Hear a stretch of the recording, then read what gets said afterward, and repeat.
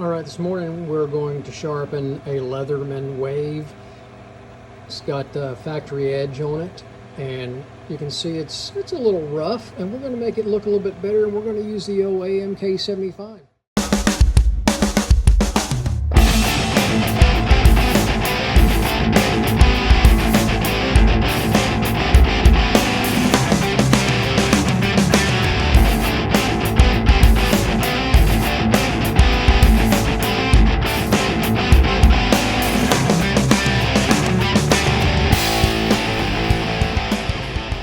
So we got it all sharpened. It was a 18-degree bevel on there.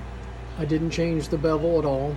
I just resharpened it and polished it, and it looks much better than the factory grind. And I don't have any hair on my arms, but it is shaving. Looks good. Back to the client.